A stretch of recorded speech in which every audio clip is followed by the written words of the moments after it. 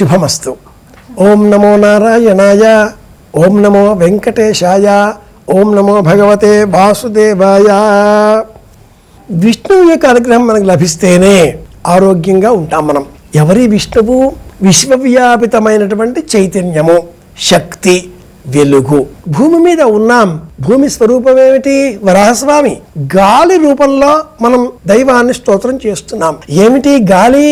విష్ణు స్వరూపము. ఉచ్ఛ్వాస నిశ్వాసలు. శరీరంలో కొంత ఉష్ణశక్తి ఉంది. 98.8 degrees టెంపరేచర్తో ఈ ఉష్ణశక్తిని మనం కొలుచుకుంటూ ఉంటాం.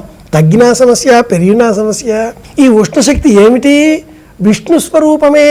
ఇలా మనం ఆలోచన చేస్తే శరీరం లోపల ఉన్నటువంటి గాలి, నీరు, వెలుతురు, ఆకాశ స్వరూపము, హృదయాకాశ అని వేదం వర్ణిస్తుంది.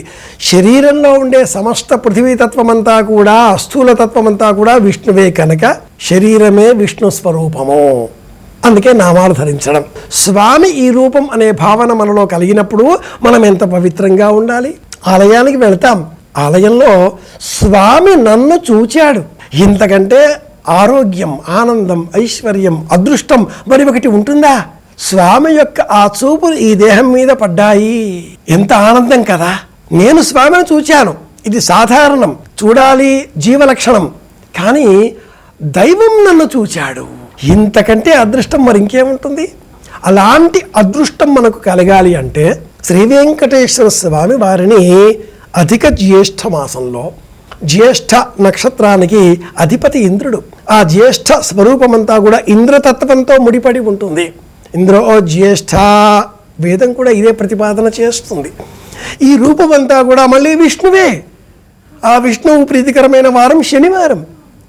ఇతర రూపాలన్నీ కూడా రామ, కృష్ణ, వరాహ, బలరామ.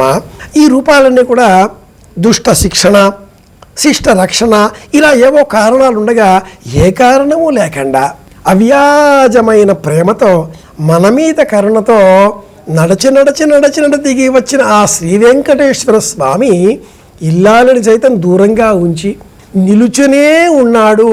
మన కోరికలను వింటూనే ఉన్నాడు, తీరుస్తూనే ఉన్నాడు. కలియుగాంతం వరకు అలా నిలుచునే ఉంటాడు. అలాంటి స్వామిని మన ఇంటిలో వేంచేపు చేసి ఉన్న ఆ పరంధాముడిని చిత్రపటాన్ని చూచి అందులో స్వామిని దర్శనం చేసుకుని పుష్పమాలిక చేత అలంకరించి 2 దీపాలు వెలిగించి కాసింత నైవేద్యం అర్పించి స్వామి పరంధామ ఆపద మొక్కలవాడ అనాథరక్షక దీనజనోద్ధారక నీవే తప్ప ఇతఃపరం పెరుగున తండ్రి అంటూ నమస్కారం చేస్తే పరమేశ్వరుడు పరమ దయాళువు, కృపాసింధువు, కరుణాళుడు కాబట్టి మన కోరికలన్నింటినీ కూడా నెరవేరుస్తాడు. పరంధాముడైన ఆ పరమేశ్వరుడిని శ్రీ వెంకటేశ్వర స్వామి వారిని వినా వెంకటేశం ననాథో ననాథ సదా వెంకటేశం స్మరామి తలుచుకుందాం. కలియుగ ప్రత్యక్ష దైవం శ్రీ వెంకటేశ్వర స్వామి వారిని స్మరించుకుందాం. అందరి క్షేమాన్ని కోరుదాం. మళ్ళీ రేపు కలుసుకుందాం. శుభమస్తు. శ్రీరామ జయం.